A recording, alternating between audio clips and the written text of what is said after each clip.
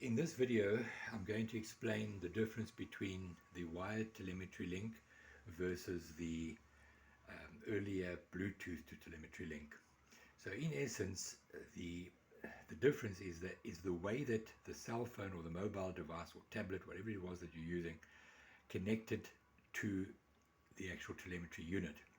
In the boat, there's a telemetry radio. This is the antenna for the telemetry radio. And when you put the boat on, that's automatically powered. If you have the aerial connected, then your boat will be sending a signal back, searching for the other part of the link.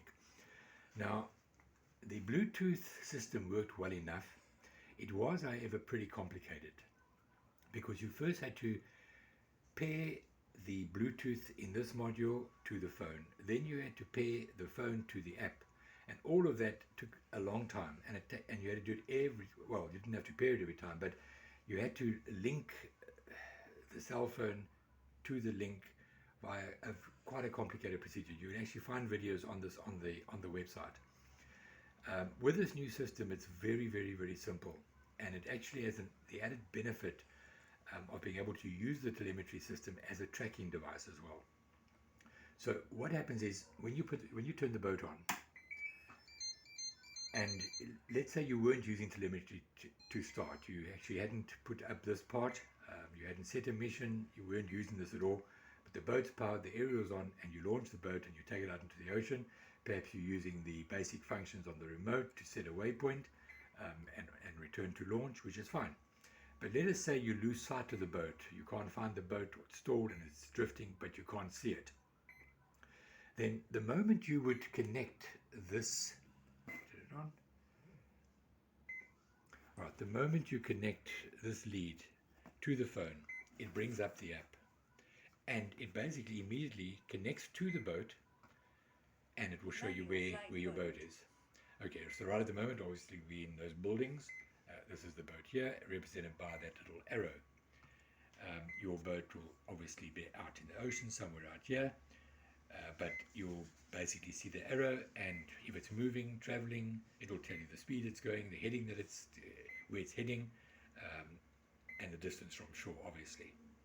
Now, the range of this system will depend on how you mast this little link unit.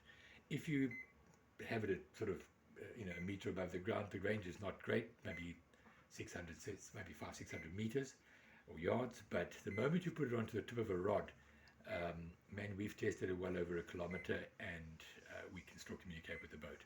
So you want to lift this up, and you want to connect it onto, it's got little clips at the back like that, and it's very easy, it just clips onto the end of a rod. And if you've got a spare fishing rod and you can lift it up 12 or 14 feet, then you will have tremendous range. I'll leave that there for the moment. Okay, so you can now track the boat, and let's say you lose sight of it, perhaps you've gone out of range, but if you had some other means to get into the water, you could sail out in the general direction, and as you get closer and closer to the boat, it will pick it up. When it finds the boat, it will pick it up and show you where the boat is. So you can actually retrieve the boat if you had to, using this system. We think that's a great boon. But the fact that it was so easy to connect, and the fact that it will connect without you having to boot up and put the boat on and off, and do a whole lot of connecting with the Bluetooth, makes this system work really well for us. Okay, I should also mention, obviously, that for any of the autopilot functions to work, this little selector inside the AP man selector has got to be in AP, autopilot mode. When it's in manual mode, you can use the radio, but you'll have none of the functions of the autopilot. So no RTL, no auto sailing, no waypoint saving.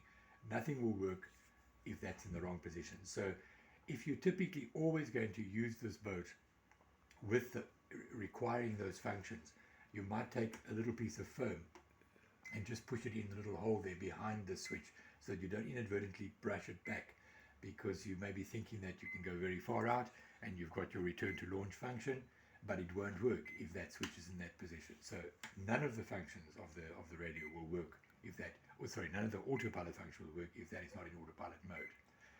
And I think that's all that I have to say on that part.